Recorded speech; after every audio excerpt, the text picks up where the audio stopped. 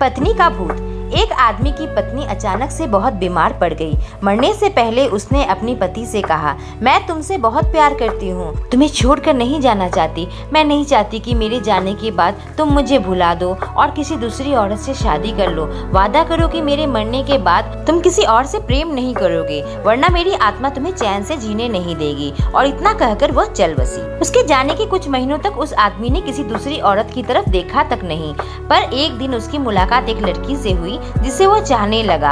बात बढ़ते बढ़ते शादी तक आ गई और उनकी शादी हो गई। शादी के ठीक बाद आदमी को लगा कि कोई उससे कुछ कह रहा है। मुड़कर देखा तो उसकी पहली पत्नी की आत्मा थी। आत्मा बोली, तुमने अपना वादा तोड़ दिया है, अब मैं हर रोज तुम्हें परेशान करने आऊंगी। और इतना कहकर वो गायब हो गई। आदमी घबरा गया, उसे रात भर नींद नहीं आई। अगले दिन भी रात को उसे वही आवाज सुनाई दी, मैं तुम्हें चैन से नहीं जीने दूंगी। मैं जानती हूँ कि आज तुमने अपनी नई पत्नी से क्या क्या बातें की। और उसने आदमी को अक्षरश एक एक बातें बता दी। आदमी डरकर कांपने लगा। अगले दिन वह शहर से बहुत दूर एक जैन मास्टर के पास गया और सारी बातें बता दी। मास्टर बोले, ये प्रेत बहुत चालाक है। बिल्कुल है, तभी तो मेरी एक एक बात उसे पता होती है। आदमी घबराते हुए बोला।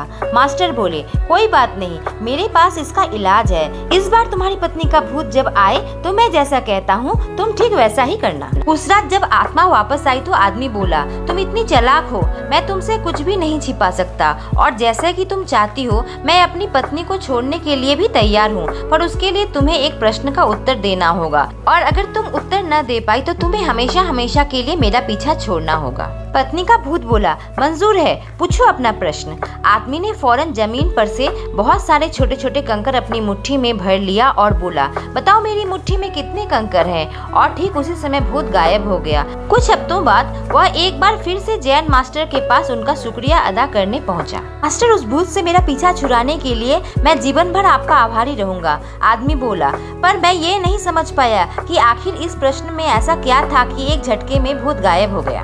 मास्टर बोले, बेटा दरअसल कोई भूत था ही नहीं। मतलब? आदमी ने आश्चर्य से बोला, हाँ, कोई भूत था ही नहीं। दरअसल दूसरी शादी करने की वजह से तुम्हें एक अपराध बोध महसूस हो रहा था और उसी वजह से तुम्हारा दिमाग एक भ्रम की स्थिति पैदा कर तुम्हें भूत का अनुभव करा रहा था।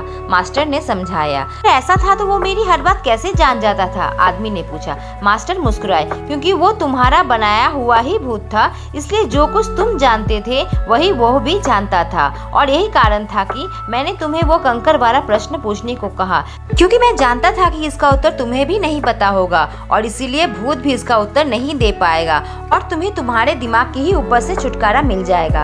अब आदमी को पूरी बात समझ आ चुका था।